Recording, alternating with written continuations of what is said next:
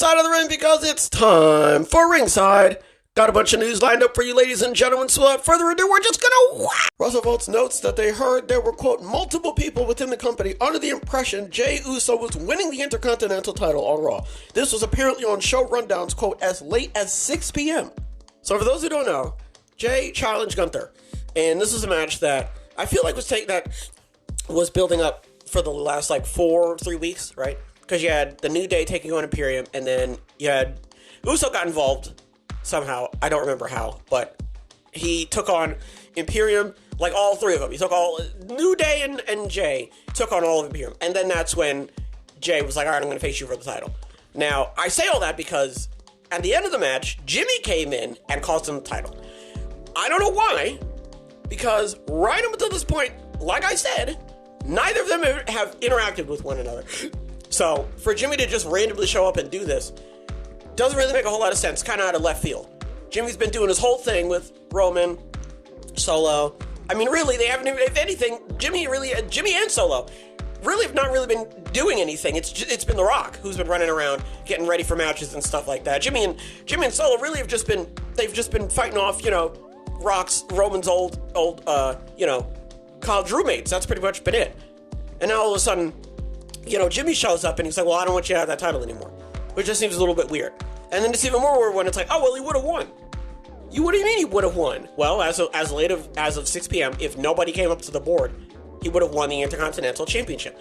And it's like, okay, would that have just been more fuel for the fire of the Uso versus Uso feud? Because that's what it sounds like. Jey, listen, I love Jey. I think he's great, right? Great character, right? I don't understand why now he would win the title. It just seems way out of left field for him to just randomly win the IC title. And the only reason why I assume that even would have happened in the first place is if Jimmy was going to show up anyway and cost him the title or beat him up after he won it, And again, this is one of those feuds where you do not need a title involved.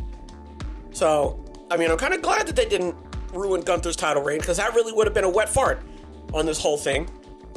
And I really would have been concerned about what he was going to do for Bash in Berlin. So, if this is the start to the Uso versus Uso feud, okay, fine. I did say I wanted the feud to start by now, and it is.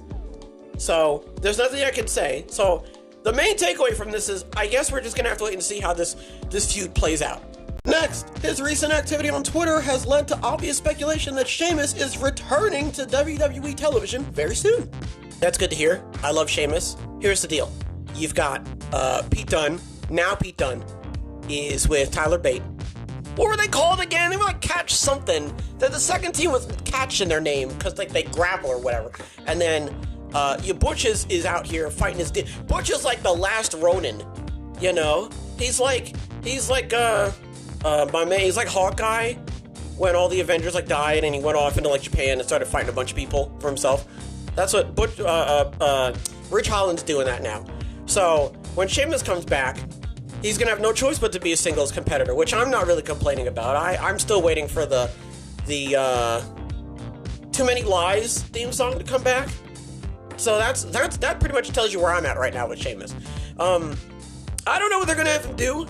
It's very interesting because this is the thing when people get injured is it doesn't stop. The wheel keeps on spinning. So when you come back, you're not in the same position that you were. It's like the Earth. You're not in the same position. Like when you jump in the air, technically you're not in the same position that you were before because the Earth is always rotating. So I wonder where Sheamus is going to end up. I wonder if they're going to have him do anything. I wonder if he's going to, like the thumbnail says, I wonder if he's going to have a match at Mania. I wonder if he's going to come back, just in time for somebody to say something to him. For him to be like, well, I guess we're doing this at WrestleMania. The only reason I say this is because a lot of WrestleMania matches tend to be built up months down the line so that when the match does happen, there's so much story going into it that you're incredibly excited to see how the match is going to turn out. And with WrestleMania, really, February, we're pretty much on the ass end of February. We're rounding the corner to the final end of February, right? And, you've got, I would say, a month and some change left to really build something up. That's why I was yelling about the Uso versus Uso feud. And now Sheamus is coming back. And I'm not saying you have to have him on WrestleMania. I'm not saying that is a law that you have to enact. But he's a great guy. He's a great wrestler, right? And you'd be remiss for not putting him on the WrestleMania card. You would. I would put him on the card. I'd try to find something, but that's just me, right? So I'm curious to what's going to happen to him. Is he going to be put into another tag team, right?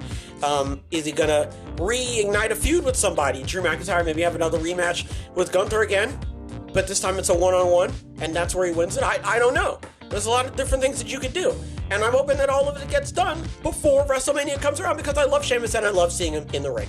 Sticking with WWE, SE Scoop says they were told Omos is being held out for, quote, the right program for either him or an opponent would use a big win.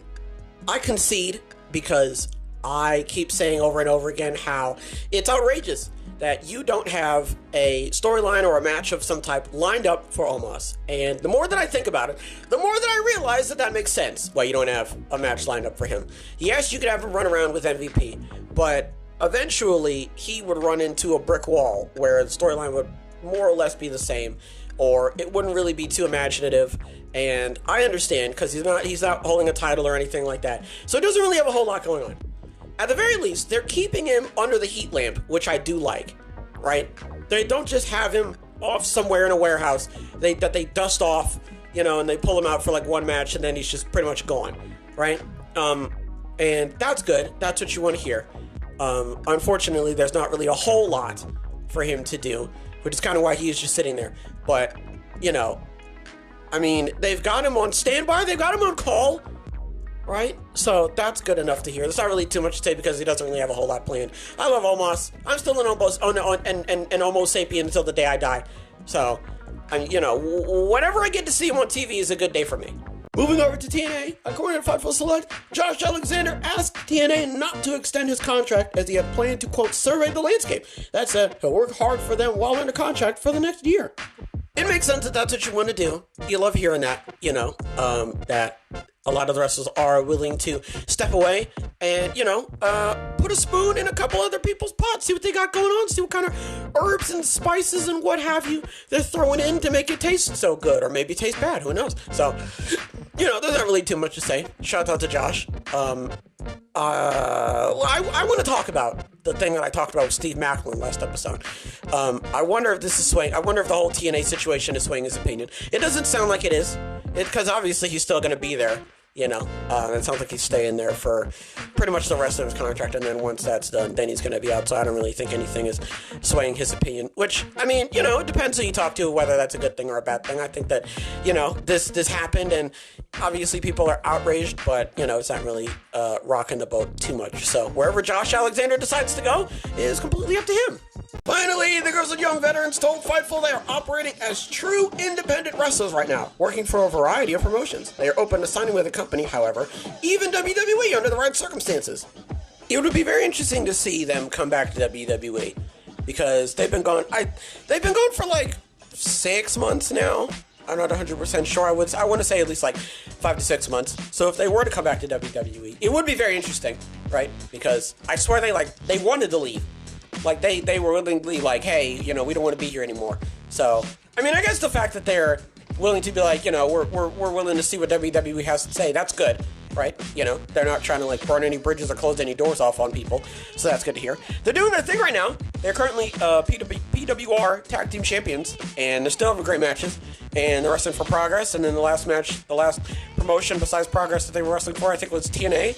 So they are moving around, and they have recently been in a match, actually. So, there's not really much to say, because I don't know where they're going to go, right? I can't see into the future, so we're just going to have to wait and see what they end up doing with themselves. What do we talk about? I don't think it would have been a good idea for Jay to win the Intercontinental title. I just don't see how that would have been a smart decision. And if you were doing it because you wanted the Uso versus Uso feud to have a little bit more zhuzh in it, that doesn't make any sense either. So, for what it's worth, PW Insider says Bruce Pritchard was backstage at Gorilla for Monday Night Raw this week, apparently back to work after he was out dealing with the tricep surgery. Glad to know he's back. His recent activity on Twitter, okay, so Sheamus is coming back. I don't know what they're going to have him do. I want him to be at WrestleMania. It's probably not going to be enough time. Maybe there will be. I don't 100% know. And I'm excited. I'm excited to see him back. So I don't know what's going to happen because, again, Pete Dunne is off doing something. Ridge is off doing something. So Sheamus has to be doing something. It's only fair. According to Fightful, Alexander has TNA not to extend his contract as he planned to survey the landscape. I don't know where he's going to go, right? I'm glad that that is something that he's willingly wanting to do. I'm not saying that this is a completely alien, thing to talk about. It's just like, I like when the wrestlers are like, hey, I'm going to, go out there and see what else is out there instead of just staying at WWE or AEW or anything like that, so we're gonna, I don't know what he's gonna do.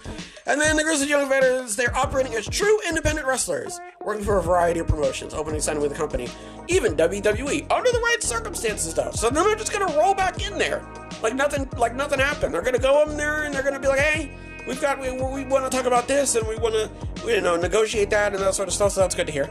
Like I said, PWR Tag Team Champions currently at the time of this recording. So curious to see what they're going to end up doing in the near future, folks. That's going to do it for this episode. Hopefully, everybody has a wonderful tonight and a wonderful tomorrow. And as always, big hugs all around.